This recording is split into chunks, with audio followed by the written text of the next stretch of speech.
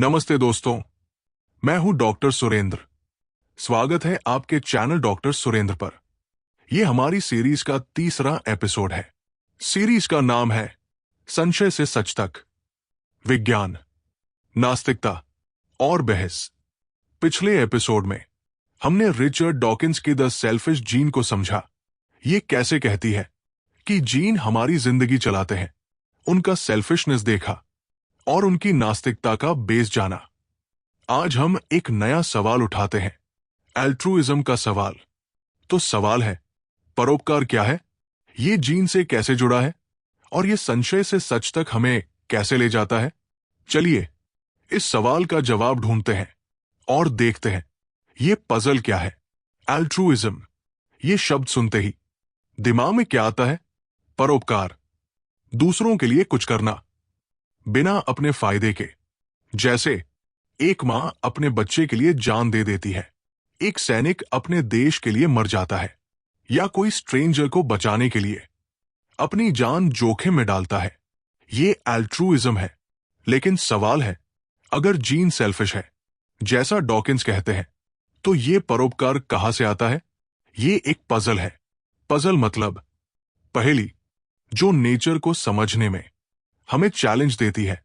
तो चलिए डॉकिंस की नजर से देखते हैं। द सेल्फिश जीन में वो कहते हैं जीन सेल्फिश है, उनका मकसद है रेप्लिकेट करना, अपनी कॉपी बनाना और अगली जेनरेशन में जाना। लेकिन यहां ट्विस्ट है। ट्विस्ट मतलब मोड़।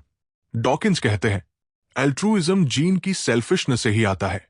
कैसे? इसके लिए हमें किन सिलेक्शन को समझना होगा। किन सिलेक्शन मतलब अपने रिश्तेदारों के लिए बलिदान। क्यों?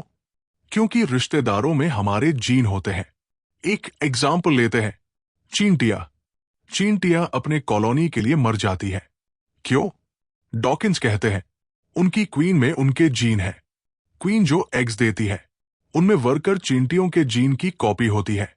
तो वर्कर चींटिया मरती है ताकि क्वीन बचे और जीन बचे। ये किन सिलेक्शन है? ये बताता है कि एल्ट्रुइज्म जीन के फायदे के लिए होता है, न कि इंसान के लिए। डॉकिंस कहते हैं हमारा शरीर, हमारा बिहेवियर, ये सब जीन को आगे ले जाने के लिए है। अब दूसरा एग्जाम्पल, मां और बच्चा। एक मां अपने बच्चे के लिए जान दे देती है। क्यों?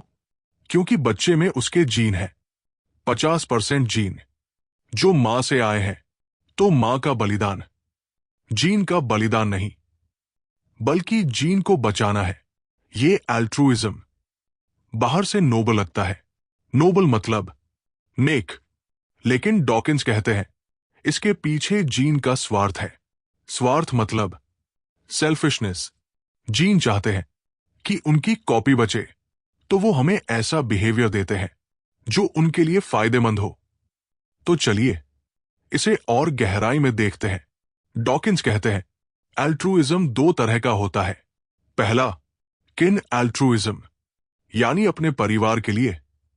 दूसरा, रेसिप्रोकल एल्ट्रुइज्म। रेसिप्रोकल मतलब आपसी। ये तब होता है जब हम किसी स्ट्रेंजर की मदद करते हैं, उम्मीद के साथ कि वो भी हमारी मदद करेगा।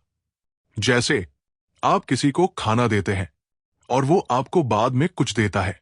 ये भी जीन से जुड़ा है। क्यों? क्योंकि ये सर्वाइवल को बढ़ाता है और सर्वाइवल से जीन आगे जाते हैं। एक एग्जाम्पल, पक्षी। कुछ पक्षी दूसरों को वार्न करते हैं। जब शिकारी आता है, वो अपनी जान जोखिम में डालते हैं। क्यों? डॉकिंस कहते हैं ये रेसिप्रोकल एल्ट्रुइज्म है। वो पक्षी उम्मीद करते हैं कि अगली बार कोई और उन्हें वार्न करेगा। ये एक डील है। डील मतलब सौदा जो नेचर में चलता है और जीन को फायदा पहुंचाता है। तो एल्ट्रुइज्म, चाहे किन हो या रेसिप्रोकल, जीन की सेल्फिशनेस से ही निकलता है।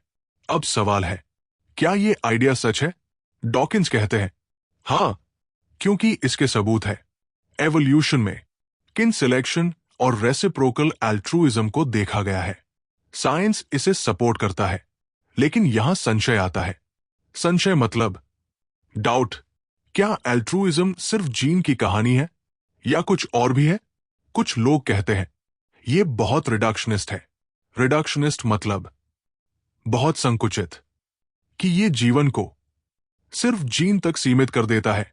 तो चलिए इस संशय को एक्सप्लोर करते हैं। डॉकिंस का मटेरियलिज्म कहता है सब कुछ फिजिकल है, जीन फिजिकल है, बिहेवियर फिजिकल है, तो एल्ट्रुइज्म भी फिजिकल है। कोई आत्मा नहीं, कोई मोरल फोर्स नहीं। लेकिन क्या ये पूरा सच है? यहां भारत के दर्शन आते हैं।